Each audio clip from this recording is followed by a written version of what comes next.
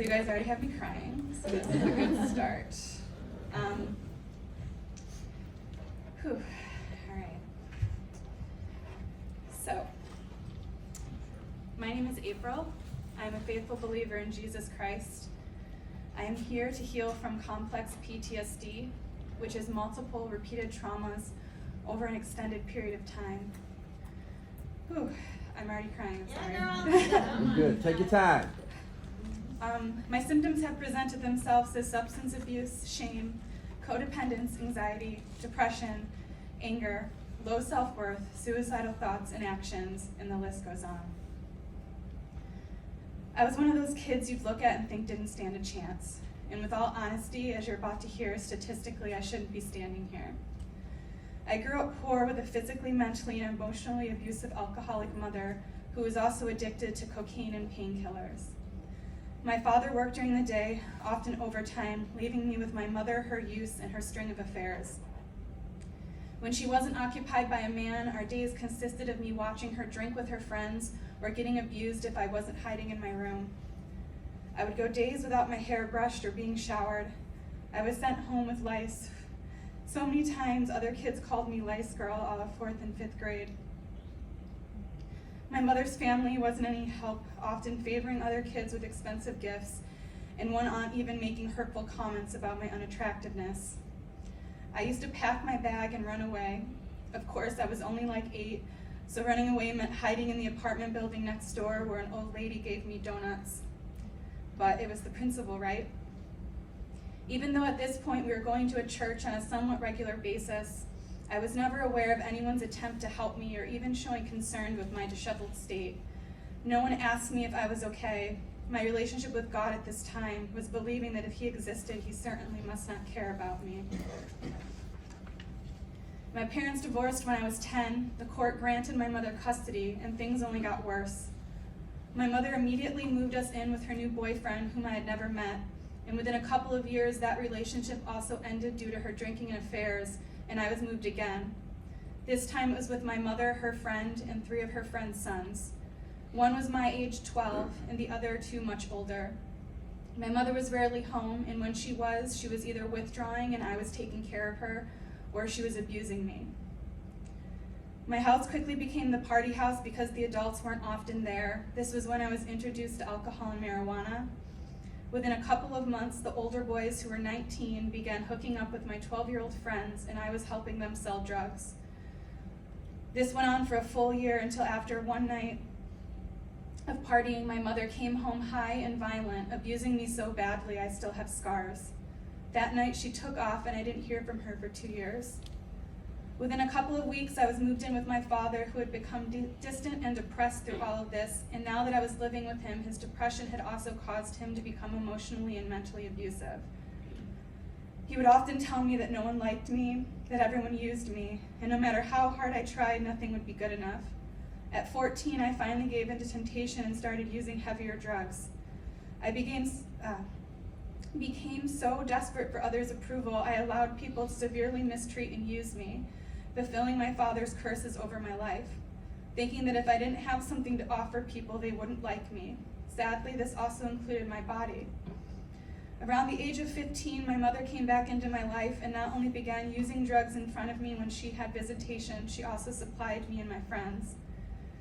My father lost his job when I was 17, leaving us homeless and living in a cheap hotel room. Not wanting to be around my angry father, I began dating a guy and staying at his place. But that relationship ended when him and his friend sexually assaulted and abused me for hours. I never reported it, instead just dove deeper into drinking and using drugs. It was around this time I made my first suicide attempt. A year later, my ex was arrested for sexually assaulting his 10-year-old sister. I blamed myself. Crippled with guilt, I fully immersed myself into drugs. I dropped out of high school, began going to raves, touring with bands, and chasing a party lifestyle, hoping to find some sort of happiness in all of the wrong places. Abusing over-the-counter and prescription medications when I couldn't get anything harder just to numb the pain. Sometimes mixing deadly cocktails of both and chasing it down with alcohol. When I was 21, my best friend died of a heroin overdose. I spiraled.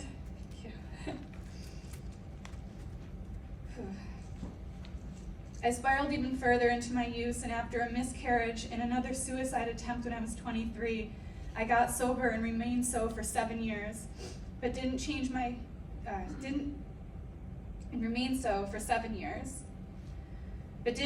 way I was living or who I spent my time with. And after another 4-year abusive relationship, a battle with an eating disorder, and my mother disappearing for what turned out to be another 5 years, I relapsed with alcohol. By the age of 32, I had lost over a dozen friends and family members to addiction-related causes, and after losing 3 more friends to overdoses in 1 year, I began my search for God. This included reading different religious texts and eventually being led to the Bible. But my faith still wasn't there. I continued to use substances to numb my pain and place my worth in others loving me.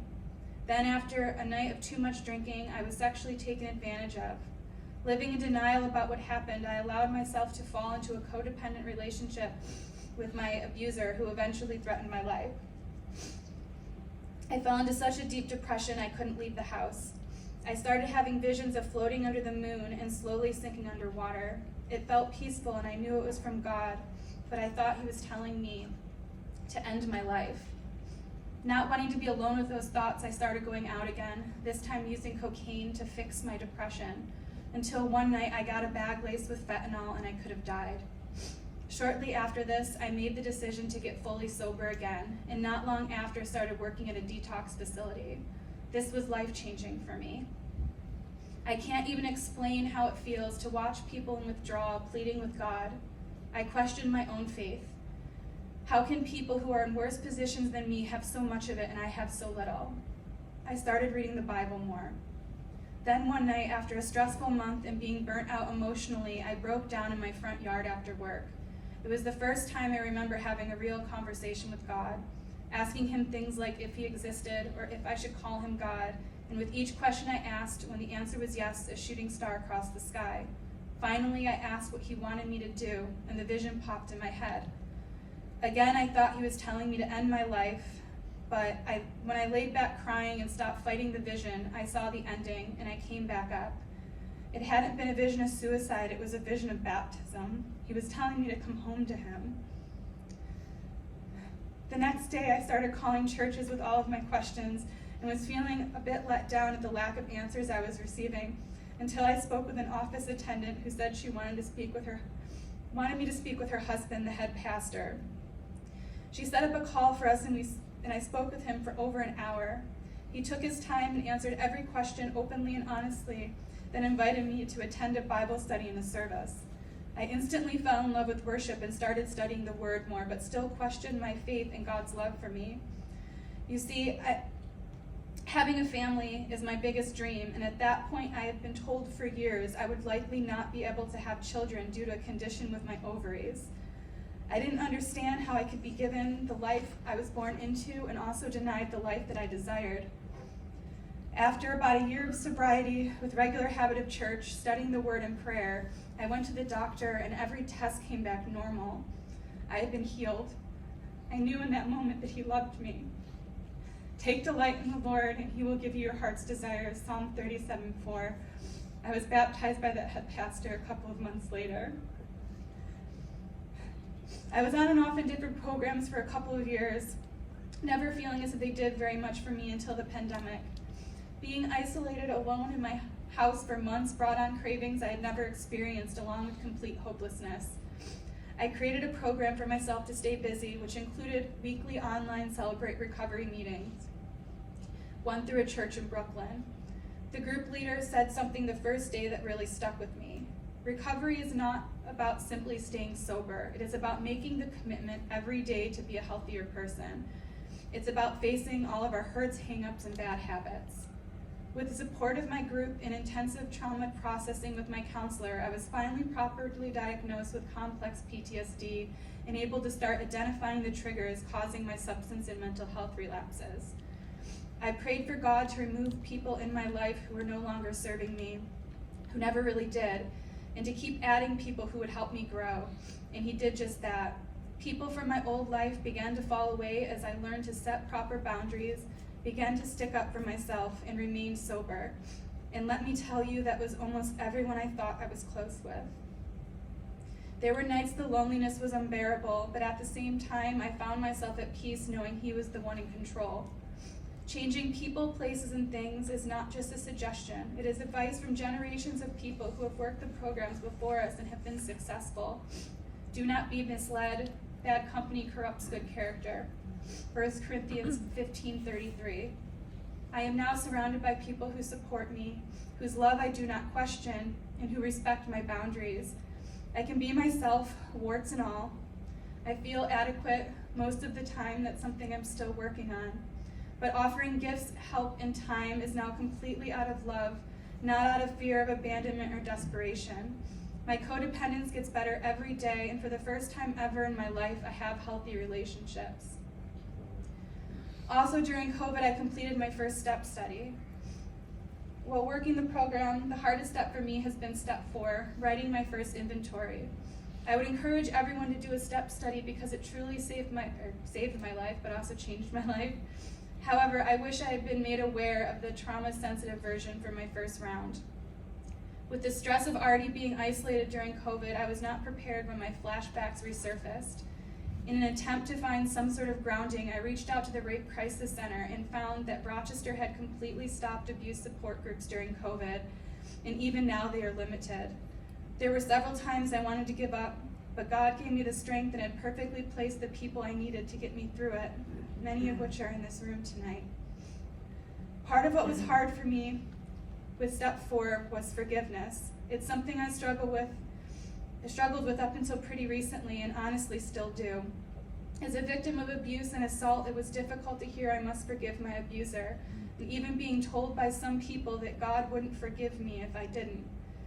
I still believe God has more grace than we could ever begin to imagine, but before understanding what forgiving someone really means, the very thought of it infuriated me. The thing is, society portrays forgiving someone as no longer holding what they did to you against them, but that's not the case. One night as I was crying out to the Lord, he told me to give my unforgiveness to him. Cast all your worries on him, for he cares about you, 1 Peter 5:7, and I did. Father, please forgive them because I'm not strong enough to. Over time, the resentment and hate began to diminish, and as it did, I can feel myself getting closer with God.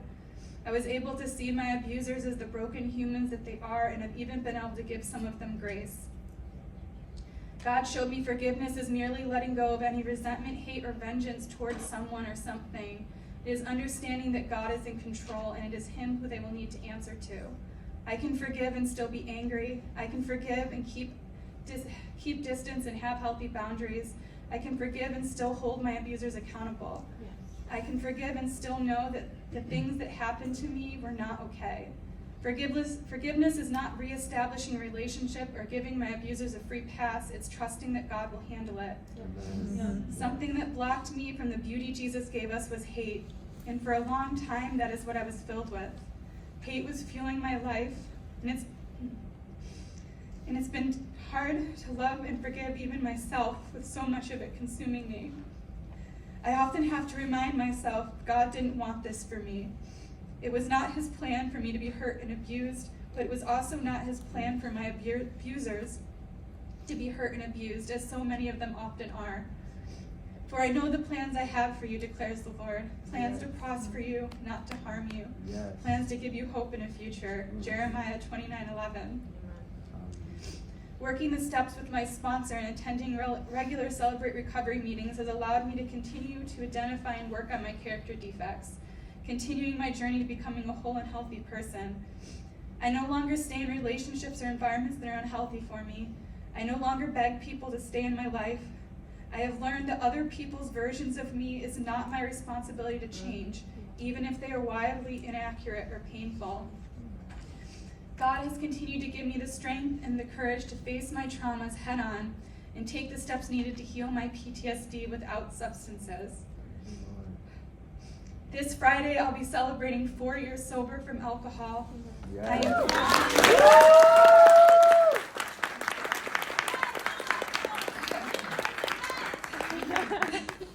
There's a few of them, so hold on.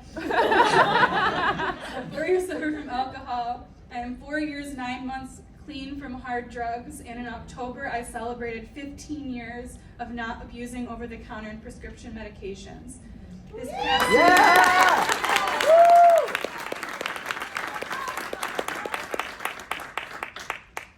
past year I graduated from Arizona State with a master's degree. I am a New York State certified recovery peer advocate and one of the newest Celebrate Recovery Open Share group leaders. Soon we will be able to restart the abuse support group right here at Browncroft with hopes of reaching out to local crisis and counseling centers, letting them know support is available, trusting people will not only find healing through these doors, but also Jesus. Through my recovery, I've been able to forgive and reconnect with my mother, who has also found the Lord and is celebrating her 7th year in recovery.